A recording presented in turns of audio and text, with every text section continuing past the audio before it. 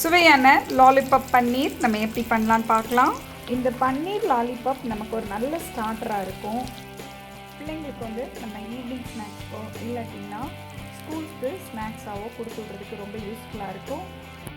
இன்றைக்கி நம்ம பன்னீர் லாலிபாப் பண்ணுறதுக்கு நான் 2 பேக்கெட் பன்னீரை வந்து அழகாக கட் பண்ணி க்யூப்ஸாக இப்படி எடுத்துருக்கிறேன். நீங்கள் உங்களுக்கு எந்த சைஸ்க்கு வேணும்னாலும் நீங்கள் கட் பண்ணி எடுத்துக்கலாம். ஸ்டார்டருக்கு ரொம்ப நல்லாயிருக்கும். அதே நேரத்தில் எல்லாம் ஒன்று போல் இருக்கும்போது பார்க்குறதுக்கு ரொம்ப அழகாக இருக்கும். 2 பேக்கெட்டை நான் கட் பண்ணி எடுத்துருக்கிறேன். 1 டேபிள் ஸ்பூன் கார்ன்ஃப்ளவரை வந்து நம்ம அப்படியே தூவி விட்டுறலாம் ஈவனாக. 1 டேபிள் ஸ்பூன் கடலை மாவையும் நான் அப்படியே ஸ்ப்ரெட் பண்ணி விட்டுறேன். 1/4 டீஸ்பூன் கரம் மசாலா, 1/4 டீஸ்பூன் மஞ்சள். உங்களுடைய காரத்துக்கு தக்க நீங்கள் வத்தல் பொடி சேர்த்துக்கோங்க. நான் 1 டீஸ்பூன் வத்தல் பொடி சேர்த்துக்கிறேன்.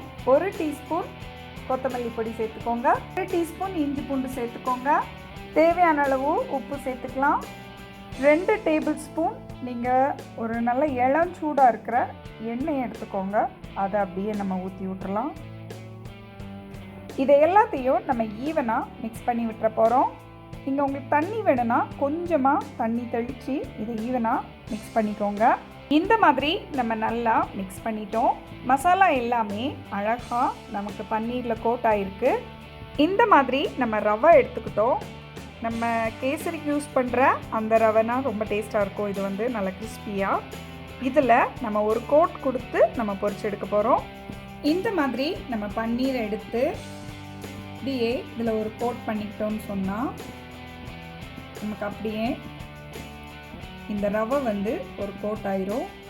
இந்த கோட் பண்ண ரவையில் நம்ம பொரிச்சு எடுத்துட்டோம்னு சொன்னால் ரொம்ப கிறிஸ்பியாக இருக்கும் இந்த பன்னீர். இப்போ நம்ம பொரிச்சு எடுக்கலாம். டீப் ஃப்ரை பண்ணுங்கள். 2லேருந்து 3 நிமிஷத்தில் நமக்கு இது ரெடி ஆயிரும். இப்போ நான் மாற்றி போட்டிருக்கேன். இந்த பன்னீர் லாலிபாப்பை நம்ம ஒரு நல்ல ஸ்டார்டராகவும் பண்ணலாம்.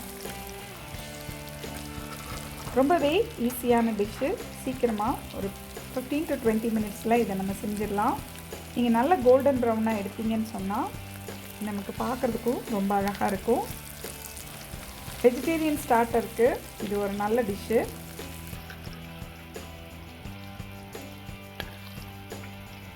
இந்த மாதிரி நீங்கள் பொரிச்ச பிறகு ஒரு டூத்பிக்கை வந்து எடுத்து இப்படி குத்தி வச்சிட்டிங்கன்னு சொன்னால் நம்மளுடைய லாலிபாப் ரெடி ஆயிரும். சுவையான பன்னீர் லாலிபாப் ரெடி. நீங்களும் ட்ரை பண்ணி பாருங்கள்.